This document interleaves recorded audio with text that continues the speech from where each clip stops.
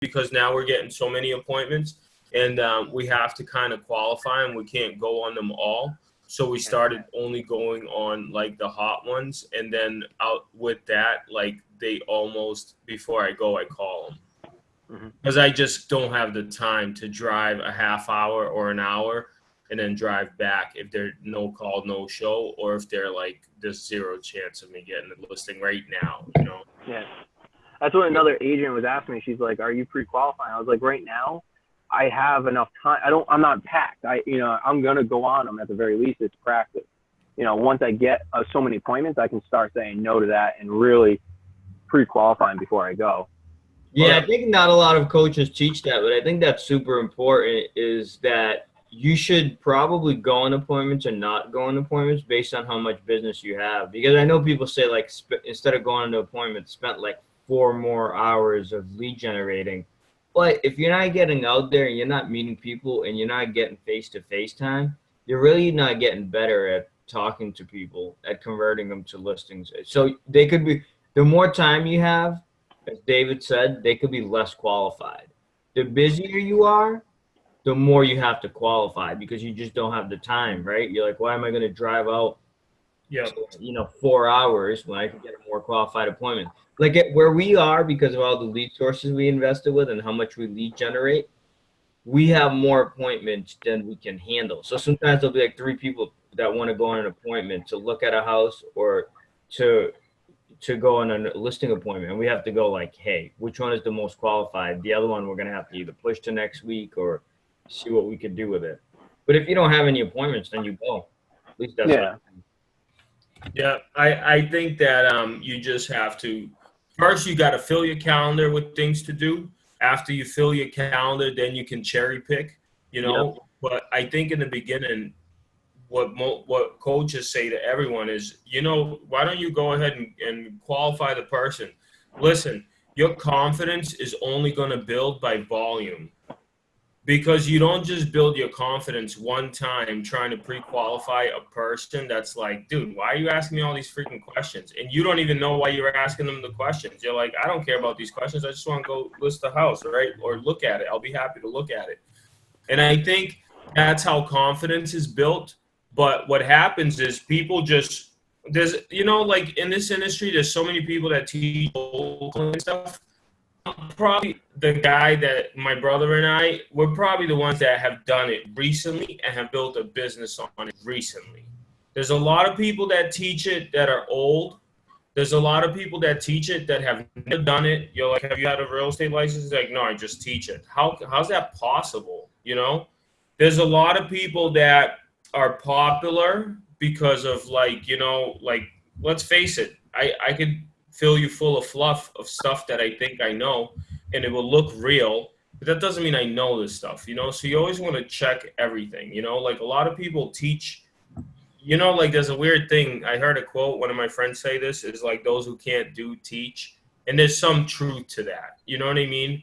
Like in my office, I don't have time to always do classes, but most people that are doing the classes, as a matter of fact, last month in May, my brother and I, #1, first time ever, which is incredible. I don't have time to do classes. You get what I'm saying? But now I'm the #1 guy, and getting up to the #1 guy role for the last month, right? We're going to try to get there again and again. I don't have time, right? So the people that are teaching, they have time. And thank God for them. I think that's great, but you got to pay attention to who you're learning from, right? Because it's not all the same. Some people teach and they're going to show you stuff, but that doesn't mean it's necessarily applicable to the way the business is now, right? So let's go ahead, and today we're going to talk about cold calling. I think there's cold calling and open houses. We're going to give, there's people on this call that have, the more and more people we have, and I know there's some teams and they make their team members get on the call, right? But the more people we have, there's teams where there's lead sources, and then there's teams where it's just like my brother and I, just a couple guys doing the business, right? It's just us 2 salespeople. The teams that we've beat in the past and recent are like 7 salespeople on one team that pull their numbers together. right? So there's many sources of getting business. But as an individual agent, as a sole realtor, you have the responsibility and you have to get business. So the way you got to do that is cold calling, right? You can get the list from Cold Realty Resource if you shoot us an email at info@dnarealty.com. We have now we have a relationship with them. We did a video with them, so we can get you a good deal on that program. You can basically, I only pay for landlines. You could probably pay for cell phone numbers. I just don't feel comfortable with that yet. But basically, and who has landlines? I think it's mostly older people, which is who I want, you know? Right. And then basically what you're going to do is you're going to neighborhood call, right? Has anybody heard of when, they say like when one house lists, two more sell in the neighborhood or on the street. And for some reason, that's like the truest thing in the world, right? Like you So drive true. by a house, you're like, I can't believe that house is on the market. You drive by the same street going to work, and there's like three. You're like, come on, man, not one? I didn't get one? What's going on here? So what you have to do, um, forget about the legality part or like the technicality of it, where people say like, can I call somebody else's listing? Look, this isn't the kind of coaching call we're doing. We go after it, right? So all those minimal excuses, just like they have to stop. They have to stop in your own head, period. So forget about all that. What we want to see you do is get out there and start calling people. So in your market, in any market, there's tens of thousands of pieces of real estate being sold every single year, every 6 months. There's probably like in our market, there's like 24,000 just single families being sold, right? Every year, basically. Or right now, there's like that's the activity, right? So what you want to do is take the best one, take the one that's the highest price, take the one that you know the most, whatever's good, whatever you're comfortable taking. Take the listing, pull the numbers in the neighborhood. You can do this with door knocking. It all works. It doesn't matter how you do it. It's just, I think, calls, you can make your rounds quicker.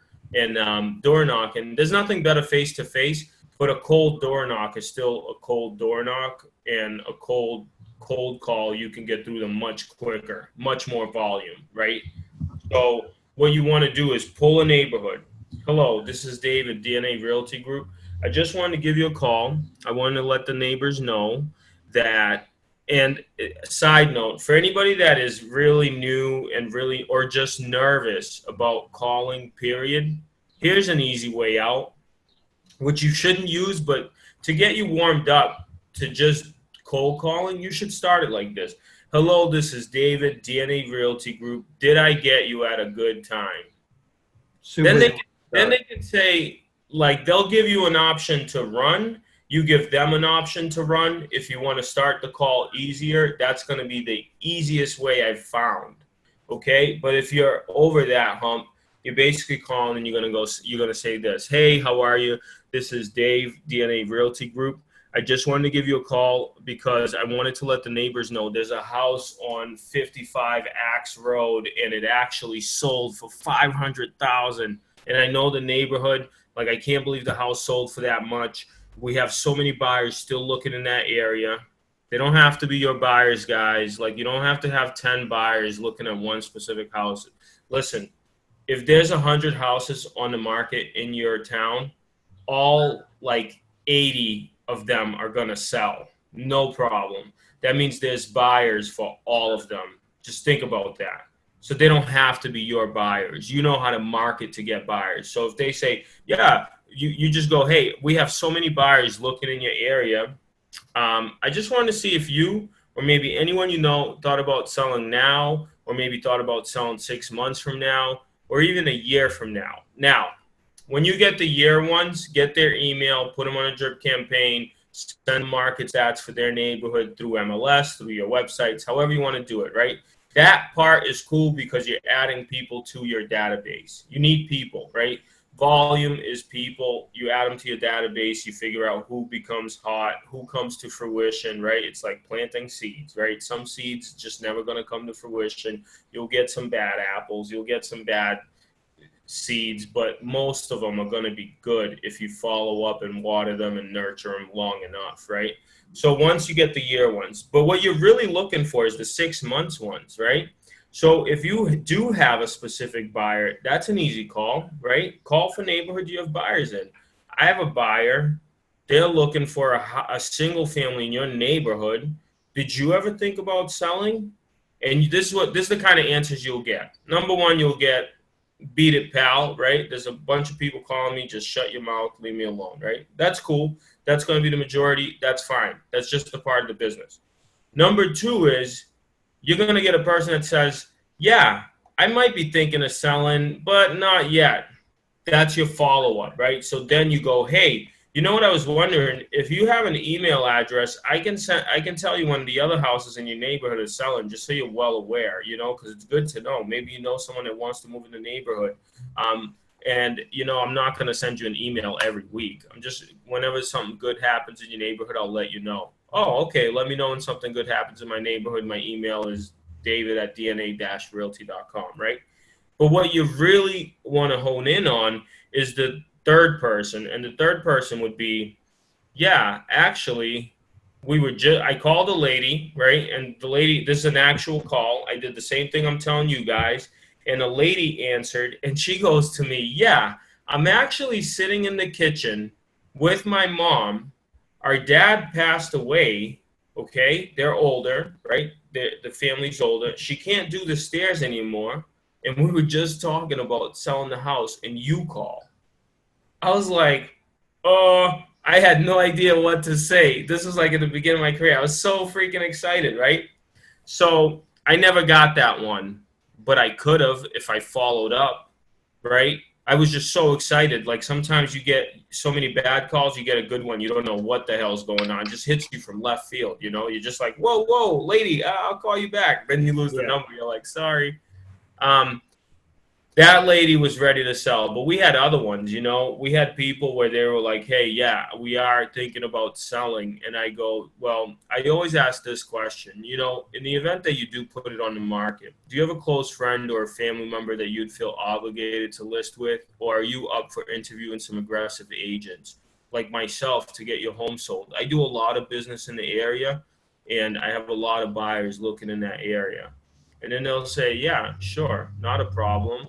Obviously, you're looking for good people. I'm a big believer that if somebody's an a-hole, you don't need everybody's business, guys. There's more than enough business out there in this world that you don't, at some point, you don't have to work with a-holes. Like we did it leading up to where we are, but now we won't. So you might have to do it, and you might have to like bite your lip for a little bit to get to a certain level. But after you get to a certain level, you can cherry pick. Like we closed a deal of a lady who was kind of an a-hole, and she was really rude to everyone, really rude to us. We sold her house. She bought another house. The total deal was like 1.1 million plus, right? Which isn't bad. It's good commissions, right? I closed that deal. I deleted her from my database. I never worked with her again. At some point, you can do that, right? But for now, if you can't, just call everybody. When you call the people, you're basically going to say what I said earlier, and then what you're going to do is you're going to say, hey, listen, I can't tell if my buyers are really going to love your house, right? What I want to do is just come out and take a look at it, because I can't tell you, I can't tell without seeing it. Would you buy a house without seeing it? No. And it's only going to take me a few minutes to walk in and out of your house, as opposed to me bringing one of these buyers that are going to take 45 minutes, okay? When's a good time for me to come out there, sit down with you? You figure out a time, right? You can do the thing where you tell them 2 times that work. But, I mean, it's just like scheduling a dinner with your friend. You just go, hey, friend, when are you available? We figure it out, right? Like, forget all these stupid strategies that people teach. Just figure out a time that works and meet them at that time. Call them an hour before you go, just so they're well aware, because most people don't keep schedules like realtors. They don't log it in their Google Calendar as soon as the appointment is set, so they forget about it, You go and you look at the house. When you're in the house, you're basically going to say, hey, how are you? Let's take a look. You're going to walk through it. You're going to say, I'll figure out what the place is worth. And then you call back, you build a relationship. Don't hard press these people. You found them in the stage where they're thinking about selling.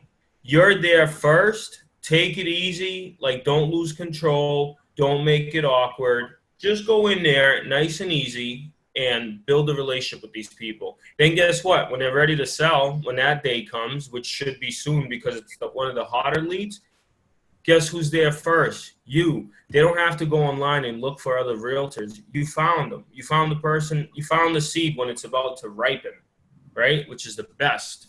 Anybody have any questions about that? Yeah, one of the questions you mentioned was asking if they have any close friends or family members in the business, and that's a money question. Why is it so important that we ask that? Look, like, you're my brother, and if I was selling a house, I'd be selling with you. Somebody would be hard pressed to try to get me to list with them, right? Right. So It's also super important because of the follow up. We used to follow up with people that are high eyes, if people are know the personality profiles, and they don't tell you that their mother's a realtor or their brother's a realtor because they like talking to you. So they'll talk to David every time they call. They have a half-hour conversation, but they'll never listen. And then one day I call and they're like, I have my cousin who's a realtor. I have to use him, but you're a nice guy. You would like to know that 6 months ago before you keep following up. Yeah, and I thought I'm like, we could have figured that out long ago, you know? So you don't want to, there's so much business. You don't want to try and steal it or take it from other people, unless they're family members and a-hole, then you'd be like, hey, you sure? You can always press any situation. Don't limit yourself in that way either. I can always, if somebody's like, hey, I'm obligated to use my brother Arthur. And I could be like, well, that's great. Are you aware of all the business I do in your area? And I get sellers more money than every other realtor in this area. And they'll be like, no, I'm not aware. Look, why don't I meet with you? Then what I can do, I actually met a lady the other day, and her sister was a licensed realtor in another state. So what I told the lady, I go, hey, don't even worry about it. I can pay your sister a referral fee. And the lady opens up to me and she goes, hey, my sister's actually been helping us a lot. Can you really do that? She works for a different company. And I went, yeah, of course I can do that. I'll let you know how that one goes. I'm still following up. That was on my first appointment, So you want to know, but you can always push it if you want. But I think the most ideal is find the people that don't have realtors that they're obligated to use, right? Because then you have a chance. You have a higher chance. You have a good chance, yeah. Cool. Any questions? Yeah, so on that, pressing.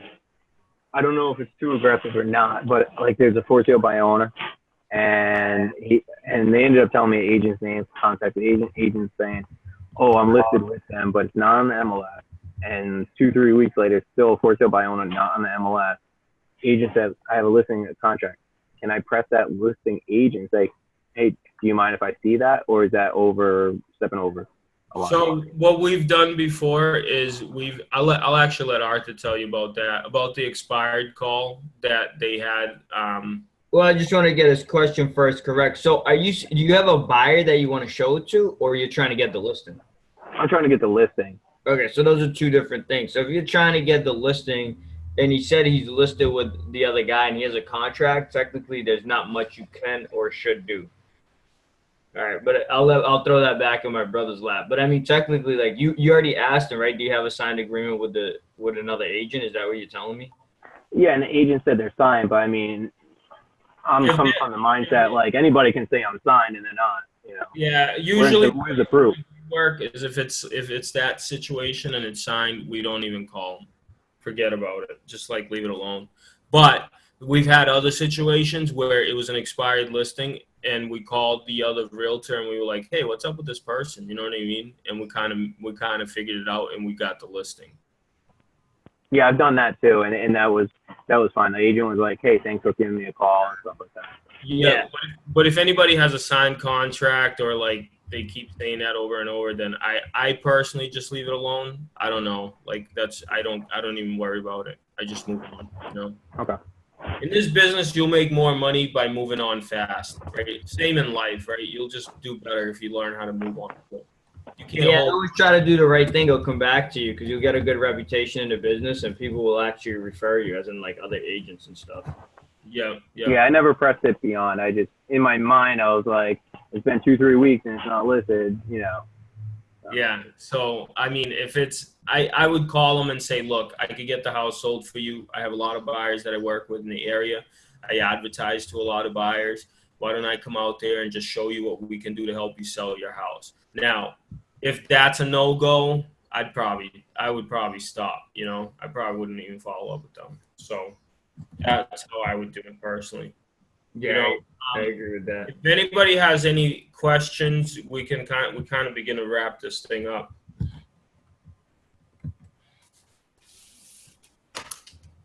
Let me just add on to quickly. I'll just talk about open houses because that's the other thing we talked about. So I think open houses generally you can get business like that as well. You obviously have to be at a place for an hour to an hour and a half every time. Usually when we do open houses, we do an hour and a half. I don't know why. That's just how we do it. Some people do more. I think anything over that is really excessive, you know, unless it's a super busy open house and you know people are going to be coming through all day.